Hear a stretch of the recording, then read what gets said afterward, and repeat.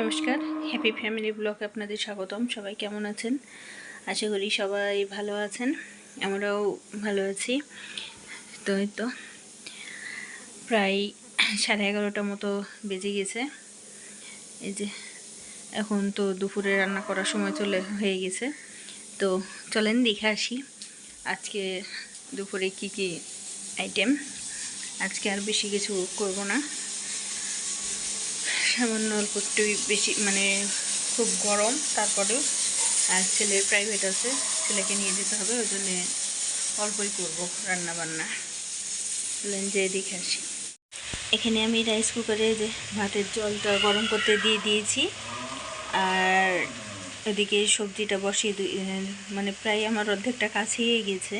যে সবজি এখানে গোটা মটরের ডালগুলো আমি আগে প্রেশার কুকারে সিটি দিয়ে নিয়েছি, নিয়ে আমি এখন দিয়ে দিলাম।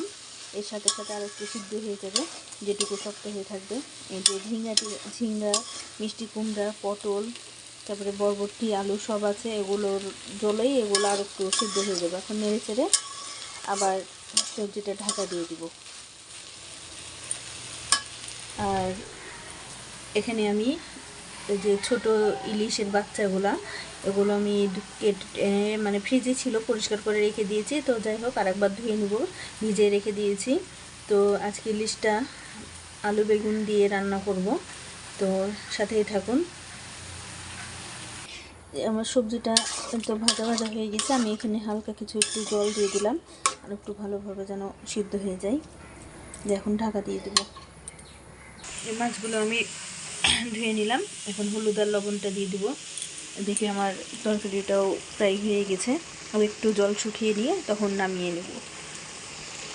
এই যে সবজিটা আমার হয়ে গেছে। এখানে আমি একটু চাট মশলা, এখানে আমি ম্যাগি মশলাটা দিয়ে দিয়েছি, দিয়ে একটু নেড়ে চেড়ে এ তো হয়ে গেছে। এখন নামিয়ে নেব। তো এখানে আমি মাছে হলুদ আর লবণ মাখিয়ে নিয়েছি। আর এই তো কড়াইয়ে এখন আমি সরিষার তেল দিয়ে দেবো। কড়াইটা আমার গরম হয়ে গেছে।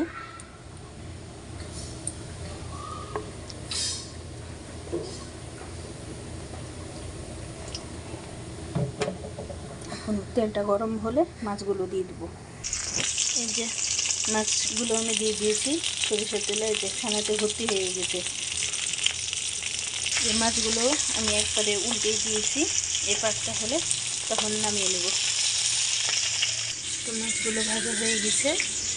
আর আমি যে কড়াইয়ের মধ্যে তেলের মধ্যে আমি মরিচ দিয়ে দিয়েছি।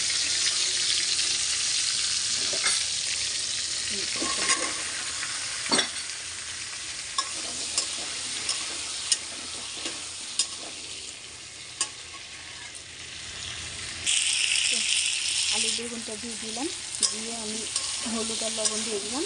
এখন ভালোভাবে ভেজে নেব। এই যে আলু বেগুনটা আমার প্রায় ভাজা ভাজা হয়ে গেছে।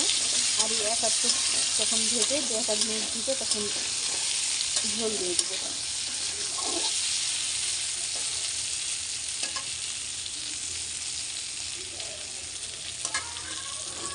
এখানে আমি এই যে ঝোলটা দিয়ে দিলাম, দিয়ে এখন ঢাকা দিয়ে দেবো।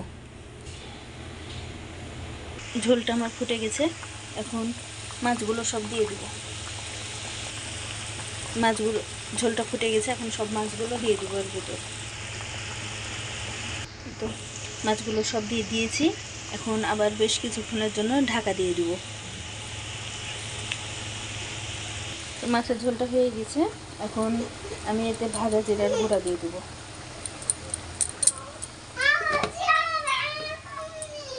এখন একটু নেড়ে চেড়ে তখন নামিয়ে নেব।